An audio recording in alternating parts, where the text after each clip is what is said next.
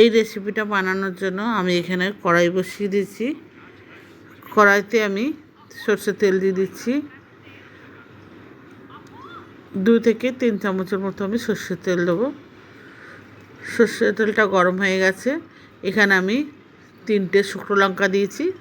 ঝালের পরিমাণটা বন্ধুরা আপনারা আপনাদের মতো দিয়ে নেবেন। আমি এখানে আমার মতো করে ঝাল দিয়ে নিয়েছি।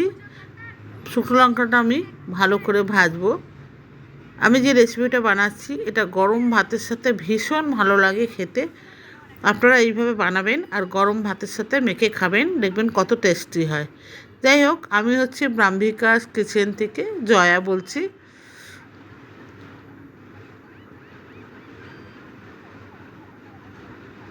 নতুন বন্ধু যদি কেউ থেকে থাকেন আমার চ্যানেলে, তাহলে আমি আমার চ্যানেলটাকে সাবস্ক্রাইব করার অনুরোধ করছি। আর পাশে থাকা বেল আইকনটা অতি অবশ্যই প্রেস করে দেবেন বন্ধুরা, কারণ আমি যখন কোনো ভিডিও আপলোড করব সবার প্রথম আপনাদের কাছে পৌঁছায়। আর যারা অলরেডি সাবস্ক্রাইব করে রেখেছেন তাদেরকে অসংখ্য ধন্যবাদ। আর ফেসবুক পেজ থেকে দেখে থাকলে আমার পেজটাকে ফলো করার অনুরোধ রইল। এবার আমি 2টো কাঁচা লঙ্কাও দিয়ে দিয়েছি, আপনারা দেখতে পেলেন। এবার আমি এখানে প্রায় 10-15টা কোয়ার মতো রসুন নিয়েছি, যেখানে আমি কিছুটা দিয়েছি আর কিছুটা রেখে দিয়েছি, পরে আমার কাছে লাগবে। এবার আমি দেড়খানা পেঁয়াজ কুচিয়ে এখানে রেখেছিলাম, সেই পেঁয়াজটা আমি এখানে দিয়ে দিলাম। দিয়ে এবার কাঁচা লঙ্কা, রসুন আর পেঁয়াজ সব আমি একসাথে একটু লাল করে ভেজে নেব। আপনারা ব্রাহ্মিকাস কিচেনে এই রেসিপিটা দেখছেন। রেসিপিটা যদি ভালো লাগে তাহলে অতি অবশ্যই লাইক শেয়ার কমেন্টস করতে ভুলবেন না, এটা অনুরোধ করছি। অতি অবশ্যই লাইক শেয়ার কমেন্টস করবেন, আশা করব।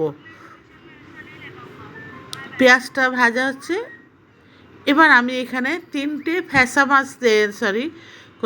ইলিশ মাছের বাচ্চা নিয়েছি, যেটা শুটকি মাছ।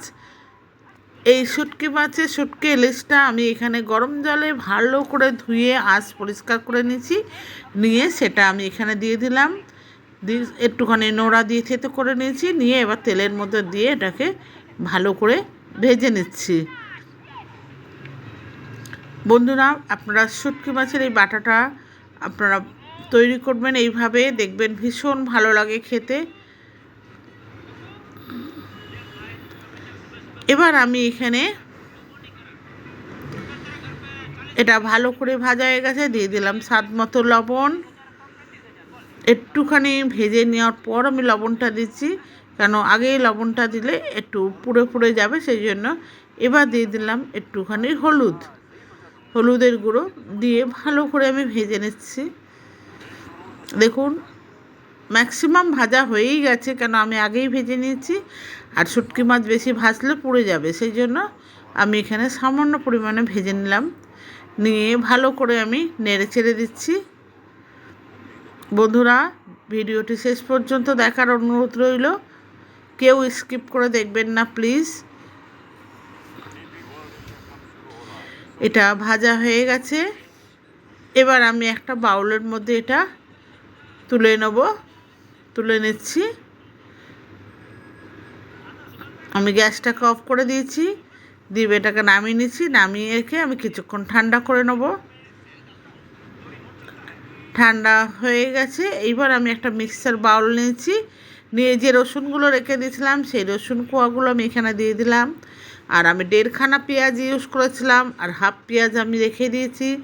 হাফ পেঁয়াজ আমি এখন ইউজ করব। আপনারা চাইলে কাঁচা পেঁয়াজটা নাও দিতে পারেন, যদি ভালো না লাগে, তবে দেবেন, দেখবেন খুব ভালো টেস্ট হয়। এবার এটা কুচিয়ে নিচ্ছি আমি। এবার আমি এটার একটা পেস্ট বানাবো। ভেজে রাখা শুটকি মাছগুলো আমি এখানে দিয়ে দিচ্ছি। শুকনো লঙ্কা, কাঁচা লঙ্কা দিয়ে যেটা ভেজে রেখেছিলাম সেটা আমি এখানে দিয়ে দিলাম। দিয়ে আমি একটা পেস্ট বানিয়ে নেব।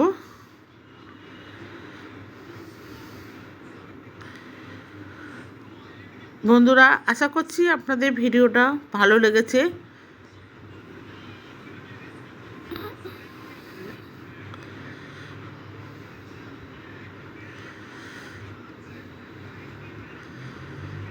পেস্ট করা হয়ে গেছে। আমি এবারে বাউলে ঢেলে নিচ্ছি। দেখুন এইভাবে পেস্ট করেছি।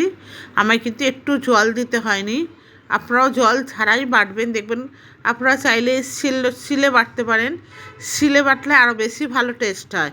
তবে আমি এখানে মিক্সিতে পেস্ট করেছি, যেহেতু পরিমাণে একটু কম বলে, তাই জন্য। এখানেও কিন্তু ভালো পেস্টই হয়েছে। আপনাদের যদি গ্রাইন্ডারের ছোট্ট বাটি হয় তাহলে আরও বেশি ভালো হবে, কারণ চাটনির বাটি যেটা বলে সেই বাটির মধ্যে পেস্ট করলে ভালো পেস্ট হয়। দেখুন আমার ওই বাটিতেই পেস্ট করা, যার জন্য সুন্দর পেস্ট হয়েছে। তাহলে বন্ধুরা আজকে এই পর্যন্ত, আবার দেখা হবে অন্য রেসিপিতে।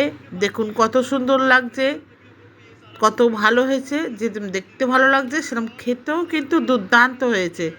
সুতরাং আবার দেখা হবে অন্য একটা রেসিপিতে অন্য একদিনে। ততদিন পর্যন্ত ভালো থাকুন, সুস্থ থাকুন।